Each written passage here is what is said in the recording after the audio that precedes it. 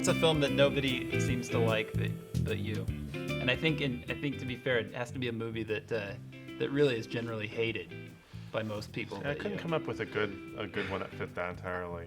Though I think last year at Marienbad is the closest, and obviously lots of people like it. What movie? But lots of people hate that movie. Which movie? Last year at Marienbad.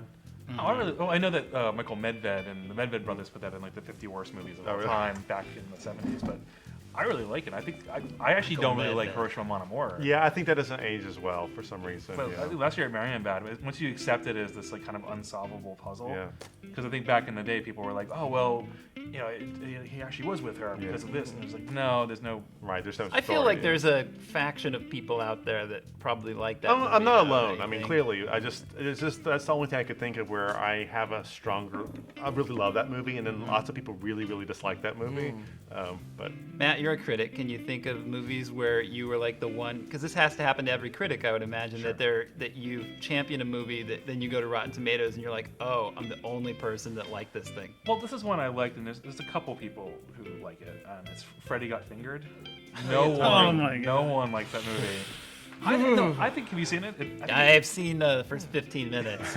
Because they're watching it as a comedy, and that's just totally the wrong. No, it's just like huge anti-comedy. Yeah. It was like, and it was meant to destroy his career, and it did. And that's why, like, when you see him nowadays, he's much more kind of like, oh, hi, I'm Tom Green. I'm not really that weird anymore, because he made this film, and he like went all out there, and it's this weird, surrealistic anti-comedy, basically. That's just completely appalling. I feel like that's one that's gaining the like the Pootie Tang status, where every subsequent interview that you see about the film just starts to build its cult mythology around it, you know? But I think people are still pretty reluctant with that one. I think Pootie Tang's a little bit more accessible because... Well, Louis C.K. became Louis C.K. Yeah, and also doesn't have a part where, like, Louis C.K., like, you know, whips around a baby from the umbilical cord for 3 minutes. Like, I used to be able to say AI for a while. Ugh.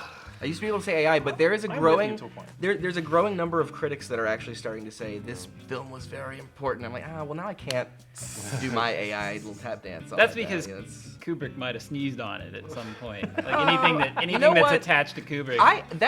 To me, Kubrick is this cold, heartless person who was in, he has some kind, he's like Mr. Burns, you know, he technically has a heart, but he's got like kind of he's got a heart problem, let's just say. I think he's a lot more warm than you think he is. If you go back, I don't know. Barry Lyndon, as like, he'll show his hand a little bit. Yeah, I mean, he's warm in the sense that there's like natural lighting, but I still see, there's no humanity in it. Anyway, but I like that he had this very sterile, dystopic vision that Spielberg was like, I'm going to shower it with cinematic love. And it's like cinematic love with like capital C, capital L. It's not actually love, it's like it's like how artificial butter flavoring is not actual butter. Do you like it in like an ironic, no, this is terrible? Absolutely not. Genuinely in a genuine way, because what ends up happening is when you put those two sensibilities together, you get this bizarre android character at the center of the film that is genuinely moving, because it's this paradox. It's performing the idea of love. You know, it's like performing the idea of what it is to be human, and it's failing. The whole movie, it fails.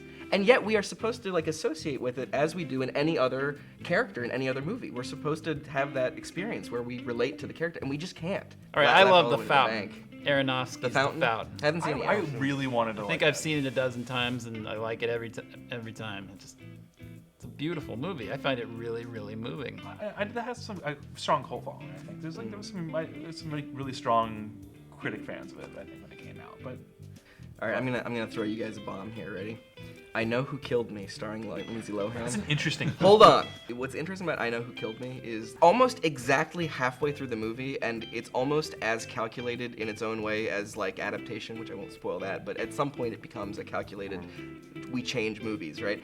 It changes and it says, oh, right, this is a little campy, isn't it? And then they go all out. It sounds like you're laughing at it when it's not a funny movie. But then it becomes camp, and you have to think back on the first thing. It's like, well, was the first part camp too? Like, was that what they were going for? This movie reads like the film that was directed by and I don't mean to disparage an entire community here, and I'm not trying to do that, but an undergraduate film student that grew up on like Tarantino movies and Reservoir Dogs and loves the Boondock Saints and wanted to make the Saw movie of his or her choice, right?